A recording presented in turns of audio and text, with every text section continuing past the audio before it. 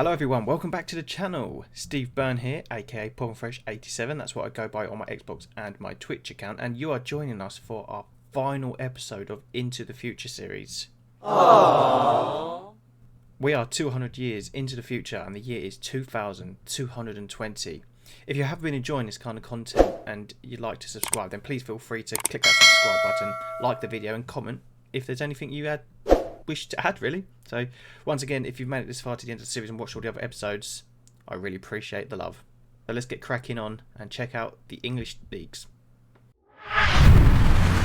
So with the final 20 years in England, this is how it's going to be looking, really. We can see previously in the episode 9 that Manchester United and Liverpool were pretty dominant with a little addition of Tottenham and Arsenal. But now we're going to check out the next 20 years to see if Manchester United and Liverpool repeated that dominance to take them up to the year 2220. Let's have a look.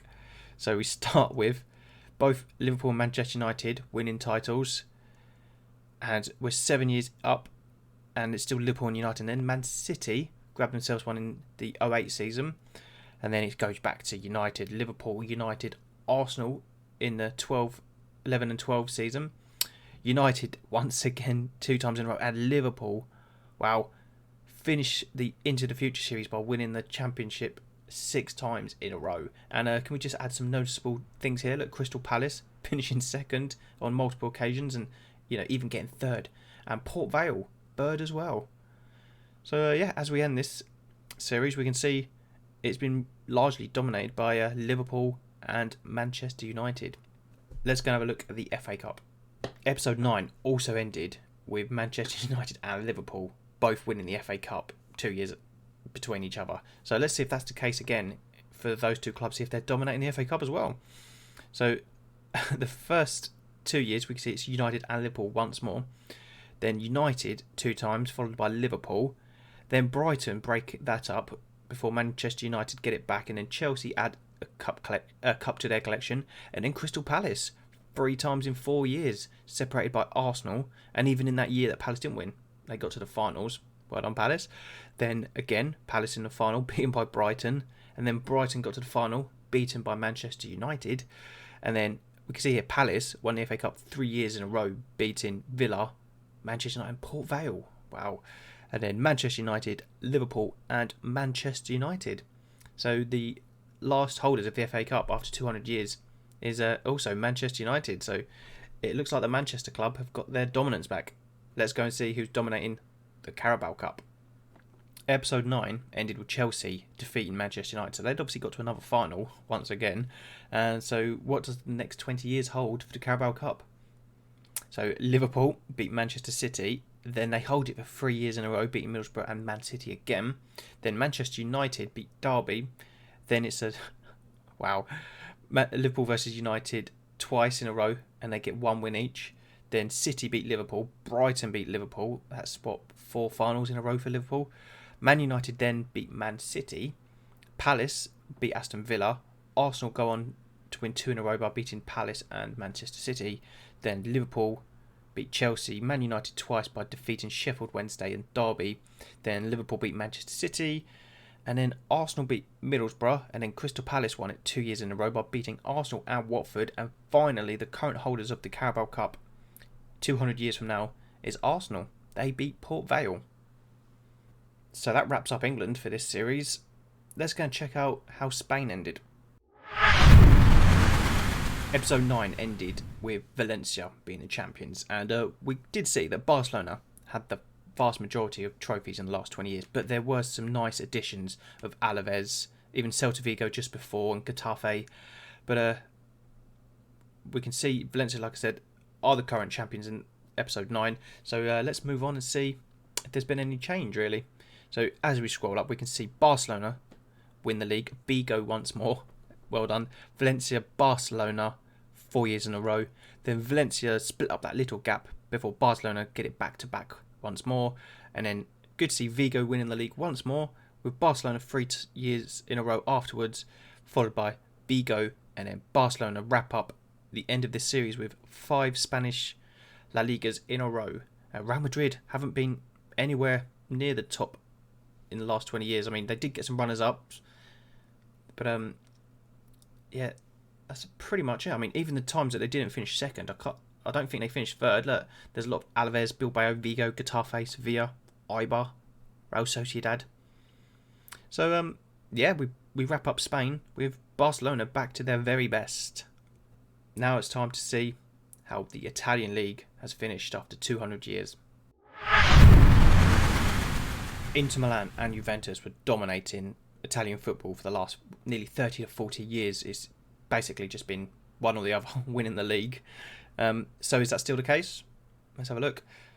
As we scroll up, we can see within the first 5 years, Juventus and Inter have been sharing the spoils once more.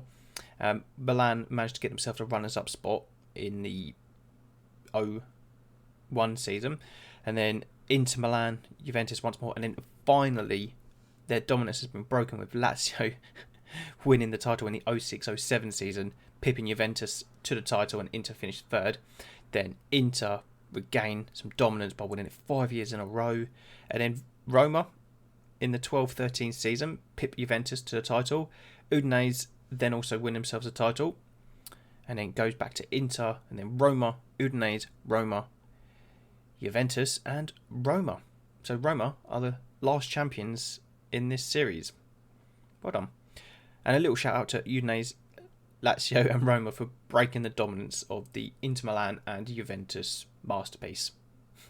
Let's see if Bayern Munich are still ripping apart Germany. So Bayern Munich have pretty much been, destroying German football. There has been a few champions in between in the previous episodes, such as Cologne, Hertha Berlin, Leipzig, and even Hamburger. But the next 20 years, let's see what that holds. Let's see if Bayern Munich will just continue to dominate, or are there going to be some other teams getting themselves some titles? Let's have a look. So as I scroll up, we can see that Munich won the first season, and then Leipzig managed to get themselves a championship before Bayern Munich then go on to win 1, 2, 3, 4, 5, 6, 7, 8, 9 trophies in a row before Schalke get themselves a nice little championship in the 11-12 season. Then Bayern Munich bring it back before Dortmund claim their own. Bayern Munich, FC Cologne, well done. Bayern Munich, Hamburger, Hertha Berlin, and then finally to wrap up the Into the Future series in Germany, Leipzig are the Bundesliga champions. And looking at second places, it's the usual candidates, to be fair. I can't see anyone really sticking out of the blue. Even in your third place spots, it's much of the same really. So despite Bayern Munich's dominance, and they will be far the happier team in general, but Leipzig, they are the current champions. And finally, in terms of leagues, let's go and see if Paris have continued what they've been doing in the last 60 years probably, and that's dominating. Okay, so here we are in the French league, and just to put it into perspective, the last time Paris didn't win a league, it was the year 2129. That's how long ago they last didn't win a league. So it's been pretty predictable in France. Let's see what the next 20 years holds. I'm expecting much of the same. Let's have a look. So I'm just going to slowly scroll up. It's Paris all the way. 15 years, 16 years. All the way up for 20 years in this episode. So, wow. Oh, that's bullshit. Was that 90 years? I think that Paris have won the league in a row. 90 years. Now, imagine if you was a French football fan and you didn't support Paris. How frustrating would that be? Honestly. Second places go to your usual candidates: Saint Etienne, Nice, Lille, Marseille, Bordeaux, Brest. They're nice little second place finish for them. And even the third places, similar teams: Toulouse, again, Rennes, Lyon, Marseille. But yeah, the Paris train has run riot. Now it's time to check out the Champions League. Episode 9 finished with Paris getting themselves a Champions League victory against Inter Milan. That was at an Olimpico Rome, so they won against Inter in Italy. But will Paris's domestic dominance continue into the Champions League? I'm hoping for the sake of football it doesn't, but let's have a look. So straight away, Paris do go and win. They beat Liverpool. And then Liverpool managed to redeem themselves and beat Chelsea in the final a year later before Bayern Munich win it twice against Dynamo Brest and Manchester United. Paris grabbed themselves another Champions League victory by beating Bayern. Bayern then again lose to Manchester United. Liverpool then beat Paris. And then Paris beat IFK Norrköping. Big shout out to Norrköping for getting to the Champions League final. Bayern Munich beat Liverpool. Paris win once more by defeating Arsenal. And then Dynamo Brest are Champions League winners. Wow. In the 2211/12 season, they beat Manchester United in Wales. Then Bayern Munich beat Valier. Good shout out to Valier as well for reaching the final. Well done. United beat Palace. That's another shout out opportunity. Palace, Champions League final. Brilliant. And then Porto defeat Liverpool. And then Dynamo Brest get themselves another Champions League title by beating Manchester United once again. Manchester United must hate playing them. And then Dynamo Brest beat Liverpool. Wow. And then Palace are Champions League winners. They beat Liverpool in the 17-18 season. And they won it back-to-back by beating Porto. And then finally, Arsenal are the last Champions League winners as they beat Aluminij. I think that's how that's said. In the 1920 season. Look how many English teams are in the final in the last, 5, 6, 7 years. Look, English. Yeah, wow, man. Domination in Europe from England. But yeah, shout out to Aluminij and Dynamo Brest and even Valier. So Dynamo Brest are Belarus. So they're probably pretty sure, yeah. I'm going to go out on the limb and say they're the first Belarus team to win the Champions League. Little shout out to Valier. They are Icelandic in the second division right now. So I'm sure that's the first final any Iceland club have reached in the Champions League. And then Aluminij are Slovenian. They managed to get themselves to a Champions League final, but sadly for them they lost. But they did defeat Barcelona on the way before losing the final to Arsenal 3-0. And obviously Palace, we know about. They've been a dominant force in England in the last 20 years. So well done, Palace. Nice. And now it's time to check out the last European competition for clubs in this series. It's the Europa League. So episode 9 finished with Bayern Munich defeating Brighton in Hamburger Arena. But we've got 20 years ahead now to see if there's been any other new teams that have managed to get themselves some nice European silverware. So as we scroll up, we can see Austrians St. Pölten have beaten Nice. Then Dynamo beat Porto. And then Porto avenged themselves by defeating Brighton. Man City defeats Celtic. Liverpool managed to win it twice in a row by defeating Barcelona and then Arsenal. Bate Borisov beat Dynamo Brest. So Dynamo Brest in the European finals once more. Inter Milan then defeat Dynamo Brest. Unlucky for them. Aluminij defeat Porto. Well done. Austria Vienna, another Austrian team winning the Europa League, beat Port Vale. And then Brøndby, the Danes defeat Vigo. Austria Vienna even defeat KR. And then we've got Liverpool defeating Marseille. And CSKA Sofia defeating Kristiansund.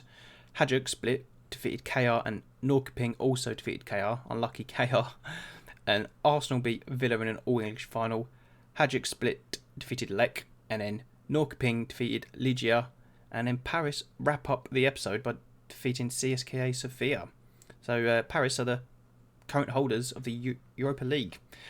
So yeah, again, a couple of little shout-outs for some teams here that have won. We've got Bate Borisov, obviously also Belarus. We spoke about the other Belarus team shortly ago. And then we've got Aluminij once more. We've got KR, who are Icelandic Premier Division standards. They've got themselves to several finals, but unluckily didn't manage to win. We've got obviously Sofia, which are Bulgarians. And then we've got Kristiansund, who are from the Norwegian Premier Division. Little shout out to them. Hajduk Split, Croatians. And then Norrköping, they've had their names thrown in the hat a few times now in the last couple of episodes. And they're obviously Swedish.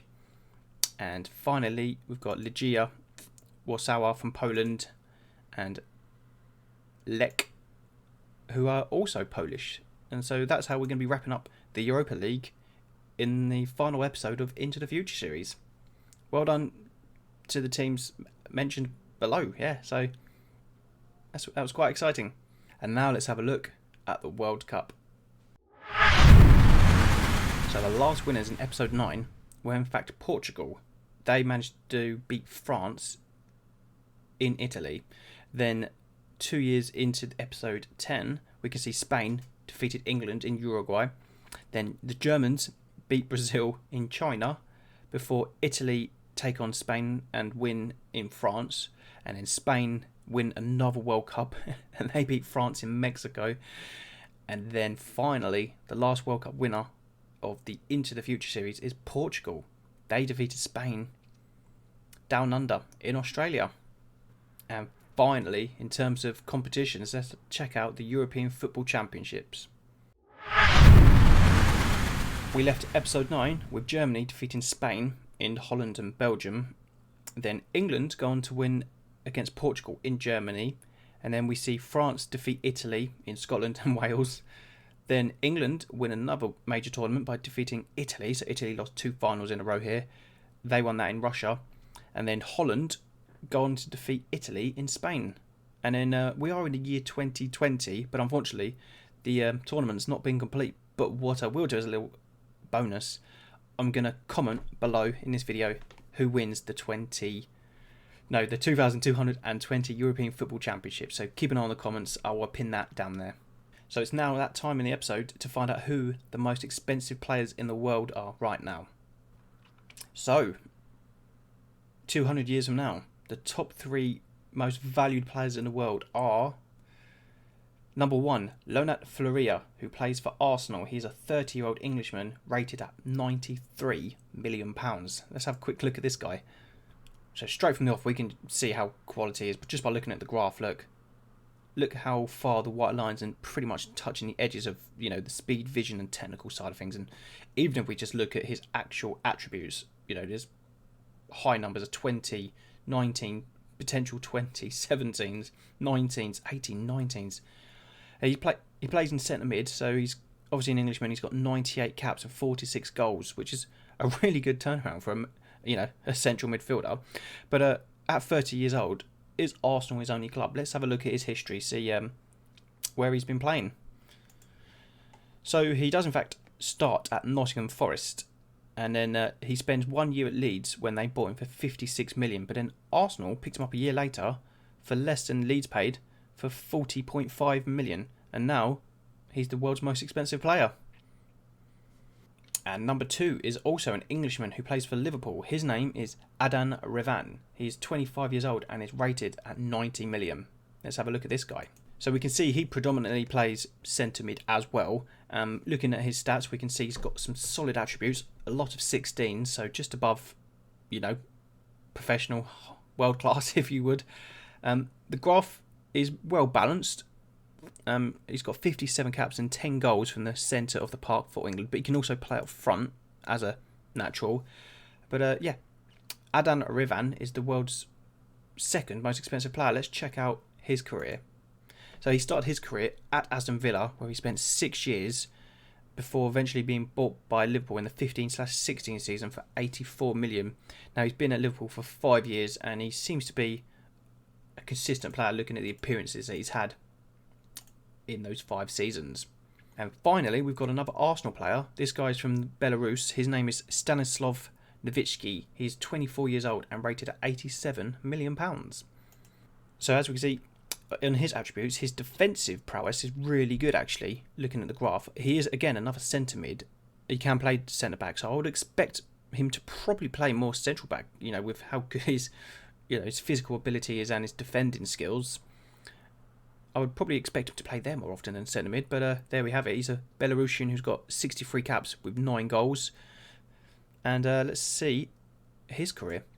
He starts off at Juventus and he spends 4 years there, including 1 year for the under-23s, before Arsenal cash up 47.5 million, and they've had him for the last 5 years. And as we can see here, he looks like a key player for them. He's played a lot of football. And finally, our last piece on the Into the Future series is to check out the league rankings. Last time it was Denmark who were number 1 in the world. Let's see if that's changed. So 200 years from now, I'm assuming normality has kind of got back to normal in some sense, because Denmark aren't in the top 3 anymore. Not that it's a bad thing, because it was good to see Denmark up there, but England are now number 1 in the Premier Division. Then the French League 1 Uber Eats is number 2, and the Bundesliga is number 3, before wrapping up 4th place Serie A and the Spanish First Division in 5th place. But it'd be interesting to see where Denmark finished. They actually finished 25th best league in the world after dominating, the competition ranks for at least 40 years, because in episode 8 and episode 9 they were ranked number 1. So yeah, there we have it. England's back on top, then France, then Germany, Italy, and then Spain. So once again, I really appreciate if you managed to watch the entire of this Into the Future series. If you watched all 10 episodes, then you, sir or madam, are a legend, and I'd like to thank you personally very much for doing so. So yeah, that actually reaches the end of this series. We won't be doing any more for this one, unfortunately, but what I will be doing is still uploading regular videos, including the Salzburg saga and any other experiments that we can think of. But yep, once again, I'd like to thank you for watching this video to begin with, and hope you all take care, look after yourselves, and goodbye.